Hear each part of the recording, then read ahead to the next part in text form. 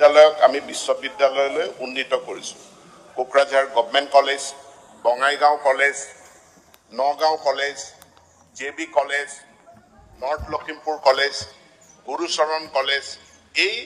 ঐতিহ্যমণ্ডিত মহাবিদ্যালয় কেইখনক বিশ্ববিদ্যালয়লৈ উন্নীত কৰিছোঁ। এই মহাবিদ্যালয় কেইখনৰ দীঘলীয়া ইতিহাস আছে, দীঘলীয়া ঐতিহ্য আছে, তাৰ লগত অসমৰ ৰাইজৰ আবেগ অনুভূতি, তেওঁলোকৰ সপোন, তেওঁলোকৰ ভিজন ইয়াৰ লগত জড়িত হৈ আছে। এতিয়া এই মহাবিদ্যালয় কেইখন বিশ্ববিদ্যালয়লৈ উন্নীত হ'ব আৰু এই ট্ৰেনজিশ্যনৰ প্ৰক্ৰিয়াত, উন্নীতকৰণৰ প্ৰক্ৰিয়াত ইয়াৰ ঐতিহ্যটোক যাতে আমি আগুৱাই লৈ যাব পাৰোঁ, ইয়াৰ হেৰিটেজক যদি আমি আগুৱাই লৈ যাব পাৰোঁ, তাৰ কাৰণে অসম চৰকাৰখনে বিশেষভাৱে দৃষ্টি নিক্ষেপ কৰিছে। স্থানীয় ৰাইজৰ যি আবেগ অনুভূতি আছে, সেই আবেগ অনুভূতিক যাতে প্ৰতিফলিত বিশ্ববিদ্যালয়খনত কৰিব পৰা যায়। নগাঁও মহাবিদ্যালয় বা যোৰহাট জগন্নাথ বৰুৱা মহাবিদ্যালয়, নৰ্থ লখিমপুৰত উত্তৰ লখিমপুৰ মহাবিদ্যালয় বা তেনেধৰণে বঙাইগাঁও, কোকৰাঝাৰ, এই মহাবিদ্যালয় কেইখনৰ লগত জড়িত সেই স্থানীয় ৰাইজ, তেওঁলোকৰ আশা আকাংক্ষা অনুভূতি, তেওঁলোকৰ ভিজনক যাতে আগবঢ়াই লৈ যাব পৰা যায়, তাৰ প্ৰতি অসম চৰকাৰ খুবেই সচেতন হৈছে। আৰু সেইকাৰণে প্ৰথম যিজন উপাচাৰ্য হ'ব অসম চৰকাৰে নিযুক্তি দিব বিচাৰিছে।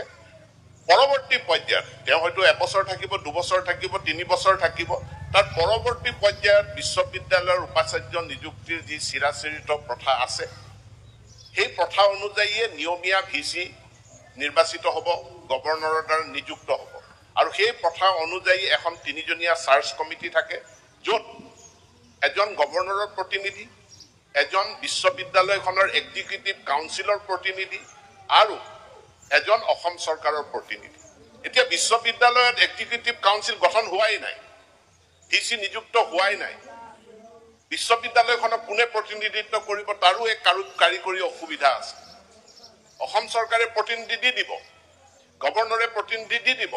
কিন্তু বিশ্ববিদ্যালয়ৰ প্ৰতিনিধিজন কোনে দিব? তাৰমানে বিশ্ববিদ্যালয়খনত VC নিযুক্ত কৰাৰ আগতে আমি এক্সিকিউটিভ কাউন্সিল গঠন কৰিব লাগিব। এতেকে এই কাৰিকৰী যিটো অসুবিধা আছে, এইটো দূৰ কৰি আমি প্ৰথমে VC নিযুক্ত কৰিব বিচাৰিছোঁ আৰু এই VC অসম চৰকাৰে মনোনীত কৰিব প্ৰথমবাৰৰ কাৰণে, তাৰ পাছৰ পৰা আৰু কেতিয়াও নকৰে। গতিকে এই সংশোধনী বিল প্ৰস্তাৱটো আনিছোঁ আৰু মই ভাবোঁ এইটো অসমৰ কাৰণে খুব ভাল হ'ব, কাৰণ অসমৰ বহু এইকেইখন ঐতিহ্যবাহী মহাবিদ্যালয়, এই মহাবিদ্যালয়খিনিৰ লিগেচিক আমি কেৰি ফৰৱাৰ্ড কৰিম বিশ্ববিদ্যালয়লৈ। আমি যেতিয়া কটন বিশ্ববিদ্যালয়লৈ আমি যেতিয়া উন্নীত কৰিলোঁ, তাৰ কিছুমান লিগেচি ইছ্যু থাকি গ'ল, যিবিলাক এতিয়াও আমি সমাধান কৰিবলৈ মাজে মাজে আমি কষ্ট কৰিব লগা হয়। গতিকে গোটেই লিগেচি ইছ্যুবিলাক যাতে সমাপ্ত কৰি এখন পূৰ্ণাংগ বিশ্ববিদ্যালয় আমি প্ৰতিষ্ঠা কৰিব পাৰোঁ, তাৰ কাৰণে এই পদক্ষেপ লোৱা হৈছে। দ্বিতীয় এখন গুৰুত্বপূৰ্ণ আইন, যিখন হ'ল আছাম প্ৰাইভেট ইউনিভাৰ্চিটি এক্ট। যে অসমত ব্যক্তিগত খণ্ডত যদি কোনোবাই বিশ্ববিদ্যালয় প্ৰতিষ্ঠা কৰিব বিচাৰে, তেনেহ'লে তাৰ এখন mother act, private university act আছে। সেই এক্টখনত দুটামান সংশোধনী আনিব বিচাৰিছোঁ আৰু সেই সংশোধনী ইতিমধ্যে মহাপুৰুষ শ্ৰীমন্ত শংকৰদেৱ হেল্থ ছায়েন্স বিশ্ববিদ্যালয়ৰ ক্ষেত্ৰত যি এমেণ্ডমেণ্ট আনিব বিচৰা হৈছে, অনুৰূপ একেধৰণে যে অসমত বিশ্ববিদ্যালয় প্ৰতিষ্ঠা কৰিবলৈ হ'লে হোম ডিপাৰ্টমেণ্টৰ পৰা এটা ক্লিয়াৰেঞ্চ আমাক লাগে, কাৰণ চৰকাৰৰ হাতত তথ্য আছে, বিভিন্ন চ'ৰ্চৰ পৰা আমালৈ এইটো বাৰ্তা আহিছে যে আজি অসম এখন ষ্ট্ৰেটেজিকেলি লোকেটেড ষ্টেট হয়। গতিকে ইয়াত আমি ছিকিউৰিটি ক্লিয়াৰেঞ্চটো আমাক প্ৰয়োজন, মূলতঃ যে চ'ৰ্চ অফ ফাণ্ড ক'ৰ পৰা, স্পনচৰিং অৰ্গেনাইজেশ্যনে তেওঁলোকে ক'ৰ পৰা ফাণ্ড লৈ পেলাই বিশ্ববিদ্যালয়খন প্ৰতিষ্ঠা কৰিব। কাৰণ এখন বিশ্ববিদ্যালয় এটা ইণ্ডাষ্ট্ৰী নহয়, বিশ্ববিদ্যালয় একোখন প্ৰতিষ্ঠা কৰিবলৈ কেইবা 100 কোটি টকাৰ প্ৰয়োজন হয়, কিন্তু সেইমতে তাত ৰিটাৰ্ণ নাহে। তেওঁলোকে চেৰিটেবল বুলি কয়, চেৰিটেবল ফাণ্ডৰ চ'ৰ্চটো কি, সেই কথাখিনি স্পষ্ট হ'ব লাগে। 2 নম্বৰ, ভাৰতবৰ্ষ এখন ধৰ্ম নিৰপেক্ষ দেশ, শিক্ষানুষ্ঠানবিলাক সম্পূৰ্ণৰূপে ধৰ্ম নিৰপেক্ষ। ইয়াত কোনো ধৰ্মান্তৰকৰণৰ কাৰ্যসূচী হ'ব নালাগে বা ধৰ্মৰ প্ৰচাৰৰ কাৰ্যসূচীও হ'ব নালাগে। মই নিৰ্দিষ্টভাৱে ইয়াতে ক'ব বিচৰা নাই, কিন্তু আমাৰ অসমৰ বহুকেইখন মহাবিদ্যালয়ৰ পৰা আমাৰ ওচৰত অভিযোগ আহিলে, বিশেষকৈ এখন মহাবিদ্যালয়ৰ পৰা অভিযোগ আহিলে যে তাত সেই মহাবিদ্যালয়খনত বিশেষ ধৰ্মীয় অনুষ্ঠান ধৰ্ম প্ৰচাৰৰ অনুষ্ঠান তাতে অনুষ্ঠিত কৰা হ'ল চৰকাৰী বিদ্যালয় তাত এই কাৰ্যসূচী কৰা হ'ল এই কাৰ্যসূচীবিলাক হোৱা অনুচিত আৰু ইয়াক বাৰণ কৰাৰ কাৰণে আমি এটা আইনগত ব্যৱস্থা কৰিব বিচাৰিছো আৰু এই বিদ্যালয়সমূহ বিশ্ববিদ্যালয় যিবিলাক প্ৰতিষ্ঠা হৈছে যিকোনো প্ৰাইভেট শিক্ষাৰ অনুষ্ঠান তাৰ ক্ষেত্ৰত নিয়ন্ত্ৰণৰ প্ৰয়োজন আছে আজি কিছুদিন আগতে গোৱালপাৰাৰ ছাত্ৰই গৈ হাইলাকান্দিত পৰীক্ষা দিয়াৰ তথ্য উদ্ঘাটন হৈছে ই অতি উদ্বেগজনক এইকেইদিন আমি হায়াৰ ছেকেণ্ডেৰী প্ৰথম বছৰ কিন্তু ফাইনেল পৰীক্ষা নহয় প্ৰথম বছৰৰ পৰীক্ষাৰ ক্ষেত্ৰত দেখিলো কুৱেশ্যন পেপাৰটো লিক হ'ল কোনে লিক কৰিলে কুৱেশ্যন পেপাৰ বিদ্যালয়ৰ সেই হায়াৰ ছেকেণ্ডেৰী স্কুলৰ জিম্মাত আছিল তেওঁলোকে পেকেট আগদিনাখন খুলি পেলালে কিমানখন বিদ্যালয়ে খুলিলে 15খন বিদ্যালয়ে খুলিলে 15খনৰ ভিতৰত 12খন বিদ্যালয়ে হ'ল প্ৰাইভেট বিদ্যালয় এতেকে প্ৰাইভেট শিক্ষানুষ্ঠানৰ ওপৰত কিছু নিয়ন্ত্ৰণ আমাক লাগিবই আৰু সেই নিয়ন্ত্ৰণৰ কাৰণে 3 বছৰৰ মূৰে মূৰে যাতে আমি প্ৰাইভেট ইউনিভাৰ্চিটি বিলাকৰ এটা ইনস্পেকচনৰ ব্যৱস্থা হয় হেতুৰ কাৰণে আমি প্ৰাইভেট ইউনিভাৰ্চিটি এখন আনিছো মাননীয় অধ্যক্ষ মহোদয় মই আৰু এটা সংশোধনী প্ৰস্তাৱ পাইছিলো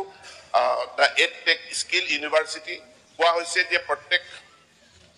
জিলাত এই ইউনিভাৰ্চিটিৰ একোখনকৈ কেম্পাছ হ'ব লাগে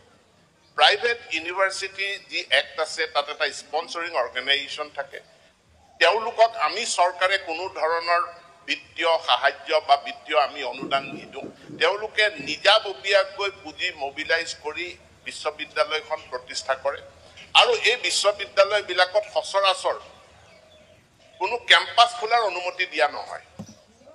এটাও যদি কেম্পাছ খুলিব লাগে তেনেহলে তেওঁলোকে পুনৰ বিধানসভালৈ আহিব লাগিব কেম্পাছ খোলাৰ অনুমতি এই কাৰণেই দিয়া নহয় যাতে এটা মাছৰুমিং গ্ৰোথ শিক্ষাটো যাতে ব্যৱসায়লৈ পৰ্যবেক্ষিত হ'ব নোৱাৰে তাৰ কাৰণে আমি চোকা নজৰ ৰাখিব লগা হয় গতিকে এই এডটেক স্কিল ইউনিভাৰ্চিটি তেওঁলোকৰ এখন ইউনিভাৰ্চিটি অৰুণাচলত চলি আছে তেওঁলোকে ওচৰতে আৰু এখন তিনিচুকীয়াত বিশ্ববিদ্যালয় খুলিব বিচাৰিছে অসম চৰকাৰে তেওঁলোকক সকলোবিলাক দিক চালিজাৰি চাই তেওঁলোকক অনুমতি প্ৰদান কৰিছে কি তিনিচুকীয়াতে সীমাবদ্ধ থাকিব তেওঁলোকে গৈ ধেমাজিটো কেম্পাছ খুলিব নোৱাৰে গতিকে অসমৰ প্ৰত্যেকখন জিলাত এডটেক স্কিল ইউনিভাৰ্চিটিৰ কেম্পাছ খোলা হেতু সম্ভৱপৰ নহয় প্ৰাইভেট ইউনিভাৰ্চিটিৰ এফিলিয়েশ্যন দিয়াৰো ক্ষমতা নাথাকে ষ্টেট ইউনিভাৰ্চিটিক আমি ক্ষমতা দিছো যে তেওঁলোকে যিকোনো ব্যক্তিগত খণ্ডৰ মহাবিদ্যালয়ত তেওঁলোকে এফিলিয়েশ্যন দিব পাৰে কিন্তু প্ৰাইভেট ইউনিভাৰ্চিটিয়ে কোনো মহাবিদ্যালয়ত তেওঁলোকে তেনেধৰণে এফিলিয়েশ্যন দিব নোৱাৰে তেওঁলোক ষ্টেণ্ড এলোন এটা কেম্পাছতে সীমাবদ্ধ একোখন বিশ্ববিদ্যালয় গতিকে এই বিশ্ববিদ্যালয়খন তিনিচুকীয়াতে সীমাবদ্ধ থাকিব আৰু মই ভাবো যে আমাৰ এই সংশোধনীখিনিয়ে এই নতুন বিশ্ববিদ্যালয়খনক আগুৱাই নিয়াৰ ক্ষেত্ৰত যথেষ্ট সহায় কৰিব আন এখন বিশেষভাৱে যিখন কলেজৰ পৰা মহাবিদ্যালয়ৰ পৰা উন্নীত কৰা হোৱা নাই সম্পূৰ্ণ গ্ৰীণ ফিল্ড নতুন বিশ্ববিদ্যালয় হিচাপে প্ৰতিষ্ঠা কৰিব বিচৰা হৈছে সেইখন হ'ল কনকলতা বিশ্ববিদ্যালয় শ্বহীদ কনকলতা বিশ্ববিদ্যালয় গহপুৰত আৰু এই বিশ্ববিদ্যালয়খনৰ ভিছন আমাৰ সম্পূৰ্ণৰূপে সুকীয়া মাননীয় মুখ্যমন্ত্ৰী ডাঙৰীয়াৰ প্ৰত্যক্ষ নেতৃত্বত অসমত প্ৰথমখন new age artificial intelligence machine learning internet of things quantum physics আদি আধুনিক বিষয়সমূহক লৈ এই বিশ্ববিদ্যালয়খন প্ৰতিষ্ঠা কৰিব বিচৰা হৈছে কিন্তু লগতে এই বিশ্ববিদ্যালয়খন অসমৰ এখন উল্লেখযোগ্য স্থানত জ্যোতিপ্ৰসাদ আগৰৱালাদেৱে যিখন বাগানত চাহ বাগিচা তেওঁ ষ্টুডিঅ' স্থাপন কৰি জয়মতী চিত্ৰনাট্য তেওঁ লিখিছিল জয়মতী চিনেমাখন প্ৰস্তুত কৰিছিল সেই ভোলাগুৰি চাহ বাগানতে এই বিশ্ববিদ্যালয়খন স্থাপন হ'ব ভোলাগুৰি চাহ বাগিচাৰ যিটো ষ্টুডিঅ'ত জয়মতী চিনেমাখন প্ৰস্তুত কৰা হৈছিল তাক এটা হেৰিটেজ চেণ্টাৰ হিচাপে ডেভেলপ কৰা হ'ব যিটো বাসগৃহত জ্যোতিপ্ৰসাদ আগৰৱালা ডাঙৰীয়া আছিলে যিটো বাংলোত আছিলে সেই বাংলোটোকো অক্ষতভাৱে তাক সম্পূৰ্ণভাৱে সুৰক্ষিত কৰা হ'ব